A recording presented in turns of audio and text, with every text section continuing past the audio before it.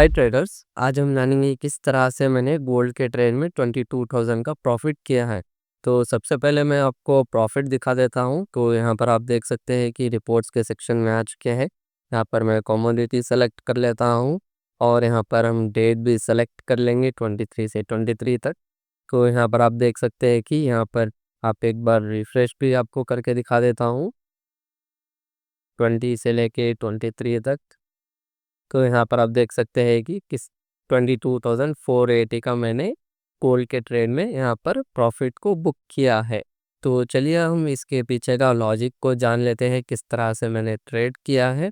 तो सबसे पहले मैं यहाँ पर गोल्ड के चार्ट पर आ चुका हूँ और गोल्ड का हम वीकली टाइम फ्रेम में देख लेते हैं। तो यहाँ पर आप देख सकते हैं कि गोल्ड जो है यहाँ पर एक बेसिस फॉर्म करता हुआ ट्रेड हो रहा था। यहाँ पर इसने पहला बेस बनाया, उसके बाद यहाँ पर ब्रेकआउट और फिर से एक बेस क्रिएट किया, उसके बाद इसने फिर से एक ब्रेकआउट दिया और यहाँ पर एक अच्छा सा मूवमेंट भी आया था गोल्ड में, लेकिन यहाँ पर ये थोड़ा सा एक्सटेंडेड था और यहाँ से फिर से इसको एक बेस क्रिएट हो सकता है। तो इसी को मैंने यहाँ पर रियलाइज़ किया और यहाँ पर मैंने एक शॉर्ट कर दिया। तो अब हम डेली टाइम फ्रेम पर आ चुके हैं। तो डेली टाइम फ्रेम पर आप देख सकते हैं कि रिसेंटली जो गोल्ड में है ना, यहाँ पर वॉल्यूम्स में इंक्रीमेंट बहुत ही ज़्यादा हो चुका है। यहाँ पर आप देख सकते हैं कि इस मंथ अप्रैल के मंथ से जो है ना बहुत ही ज़्यादा वॉल्यूम्स में इंक्रीमेंट आ चुका है। और अगर आप यहाँ पर फोकस करेंगे तो ये देख सकते हैं कि गैप अप्स होना बहुत ही ज़्यादा हो चुका है। यहाँ पर आप देख सकते हैं कि गैप्स यहाँ पर हर दिन गैप अप ओपन हो रहा था और उसके बाद इसने एक पुल बैक लिया और फिर से आप यहाँ पर देखेंगे तो यहाँ पर इसने गैप में ओपनिंग देते हुए आ रहा था और इस दिन भी इसने एक गैप अप ओपन हुआ, लेकिन यहाँ पर इसने सस्टेन नहीं किया। तो यहाँ पर मैं आपको लॉजिक समझा देता हूँ कि क्यों मैं यहाँ पर इसको शॉर्ट किया। तो आप देख सकते हैं यहाँ पर जैसे कि जब भी गोल्ड गैप अप ओपन हो रहा था, लो के नीचे कुछ समय के लिए ही ट्रेड हो रहा था और उसके बाद वो क्लोजिंग भी बहुत ही स्ट्रॉन्ग दे रहा था। यहाँ पर भी आप देख सकते हैं कि गैप अप ओपन हुआ और उसके बाद इसने कुछ भी यहाँ पर वीक फॉर्मेशन ही नहीं है, डायरेक्ट इसने ऊपर गया और स्ट्रॉन्ग क्लोजिंग भी दिया। और यहाँ पर भी आप देख सकते हैं कि सिर्फ छोटी सी वीक यहाँ पर क्रिएट कर रहा है। यहाँ पर ज़्यादा देर तक ओपनिंग के नीचे ट्रेड नहीं हो रहा था और यहाँ पर भी इसने सेम मूवमेंट दिया। लेकिन अगर आप यहाँ पर फोकस करेंगे तो यहाँ पर उस तरह से मूवमेंट नहीं था गोल्ड में। चलिए अब हम चलते हैं 15 मिनट्स के टाइम फ्रेम पर, क्योंकि यहाँ पर मैं आपको डिटेल्स में समझा सकता हूँ। एक बार हम डेट लिख लेते हैं 20 सेकेंड।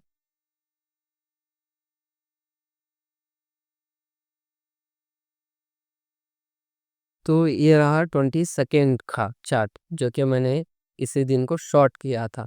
यहाँ पर इसने गैप अप ओपन किया और यहाँ पर इसने नीचे का लो तोड़ा नहीं और सीधा ये ऊपर की तरफ गया और यहाँ पर आप देख सकते हैं कि ओपनिंग के पास इसने रिजेक्शंस को फेस किया। यहाँ पर इसने सस्टेन नहीं किया और उसके बाद एक ब्रेकडाउन आ चुका था और यहाँ पर आप देख सकते हैं कि कितना स्ट्रॉन्ग यहाँ पर इसने एक ब्रेकडाउन दिया है। तो यही एक जो था पहला ट्रिगर था और उसके बाद अगर हम देखेंगे तो इसमें एक यहाँ पर मैं मार्क कर देता हूँ, ये था ओपनिंग का लो। तो और उसके बाद यहाँ पर आप देख सकते हैं कि इसने स्ट्रॉन्ग यहाँ पर रिवर्सल दिया, लेकिन ये रिवर्सल जो है ना यहाँ पर इसने सस्टेन नहीं किया और उसी जगह के पास इसने ट्रेड करता हुआ आया और यहाँ पर फिर से इसने एक रिजेक्शन को फेस किया और फिर से इसने ब्रेकडाउन दे दिया। जब इसने इसको ब्रेकडाउन दिया तो इसने जो लो क्रिएट किया था उसको भी यहाँ पर ये ब्रेक कर चुका है। तो यहाँ पर प्यूर यहाँ पर वीकनेस मेरे को स्पॉट हो चुकी थी। तो चलिए अब हम देखते हैं मिनी फ्यूचर्स में जिस तरह से मैंने ट्रेड किया है।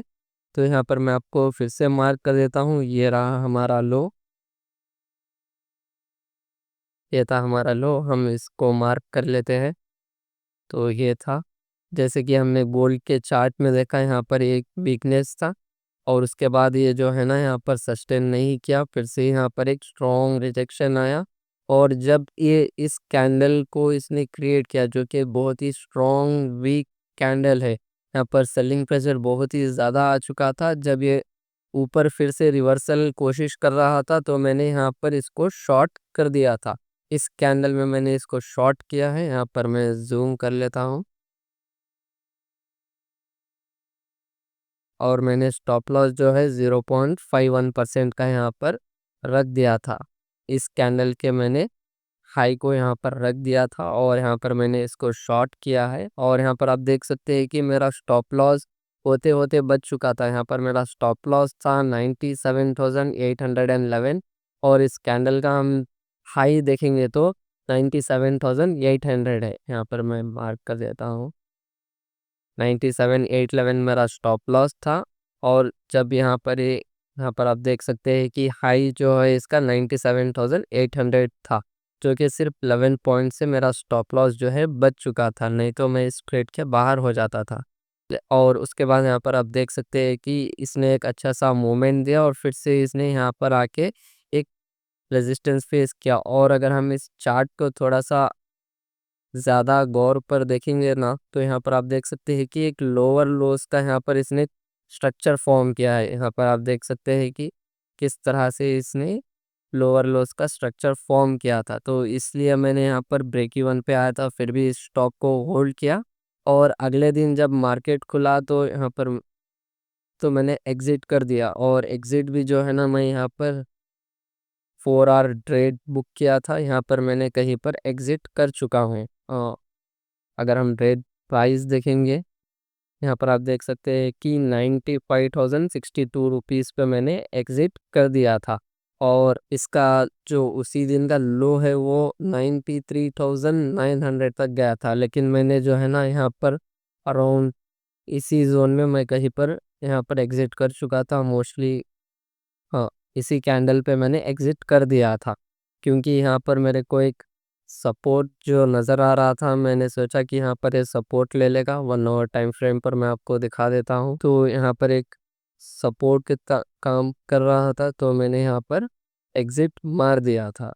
तो इस तरह से मैंने ट्रेड किया। यहाँ पर फोकस करना चाहिए कि सिर्फ अमाउंट को ना देखे, क्योंकि मैंने जो यहाँ पर रिस्क जो है, यहाँ पर आप देख सकते हैं कि 0.51% का रिस्क लिया और मैंने यहाँ पर एक 4 आवर ट्रेड को क्लोज किया है। तो इस तरह से मैंने गोल्ड के ट्रेड को लिया है। और फिर देखेंगे तो यहाँ पर अभी भी गोल्ड का जो स्ट्रक्चर है वो अभी भी वीक ही नज़र आ रहा है। यहाँ पर गोल्ड के फ्यूचर्स पर आ जाते हैं हम लोग, तो यहाँ पर फिर से आप देख सकते हैं कि अभी ये जो है ना कॉन्ट्रैक्ट कर रहा है। इस कैंडल को इसने ब्रेक नहीं किया है, तो इसमें अभी कॉन्ट्रैक्शन चल रहा है।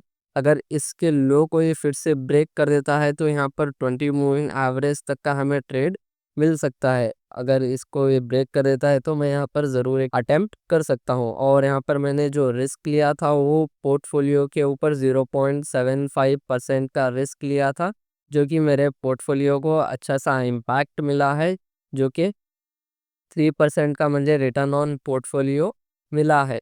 इसी तरह से ट्रेड्स को मैनेज करना होगा, आपको रिस्क मैनेजमेंट को कभी भी ब्रेक नहीं करना होगा।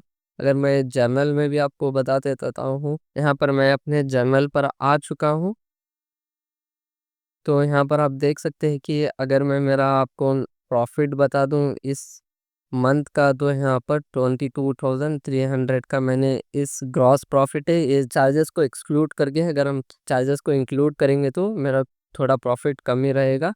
अब हम चलते हैं ट्रेड्स पर, तो यहाँ पर आप देख सकते हैं कि अप्रैल महीने में मैंने सिर्फ ऑलमोस्ट 12 ट्रेड्स को लिया है।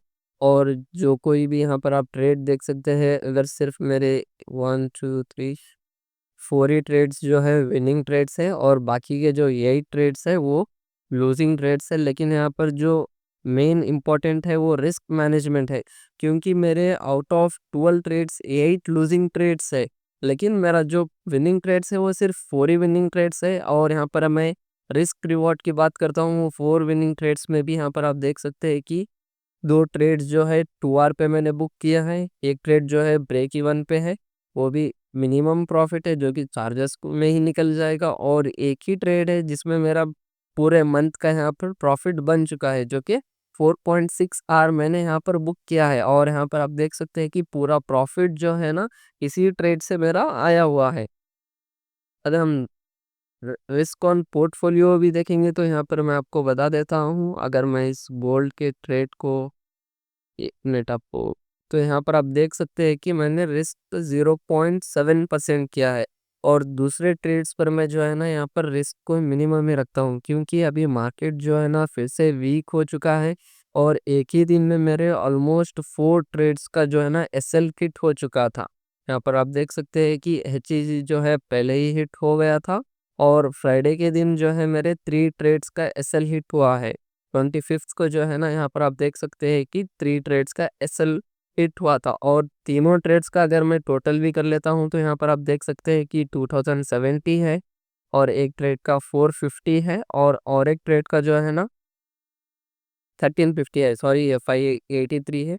अगर मैं इन तीनों ट्रेड्स का भी यहाँ पर रिस्क यहाँ पर आप ऐड करेंगे तो यहाँ पर आप देख सकते हैं कि सिर्फ मेरा 4000 का ही यहाँ पर लॉस हुआ है, जो कि मैं बहुत ही लीस्ट रखता हूँ मेरे रिस्क ऑन अकाउंट वैल्यू को। और अगर हम यहाँ पर इस ट्रेड पर देख लेते हैं जो कि गोल्ड का है, तो उस एक ट्रेड में मैंने जो है ना 4866 को यहाँ पर मैंने रिस्क किया था, क्योंकि इस ट्रेड में ज़्यादा प्रोबेबिलिटी थी मेरे को कि ये ट्रेड सही होगा, इसलिए मैंने रिस्क को भी यहाँ पर बढ़ा दिया है। और यहाँ पर आप देख सकते हैं 0.7% का मैंने यहाँ पर रिस्क किया है और ये ट्रेड प्रॉफिटेबल भी रहा। तो इस ट्रेड से जो है ना मेरा पूरा अकाउंट अच्छे से रिटर्न्स आ गए हैं।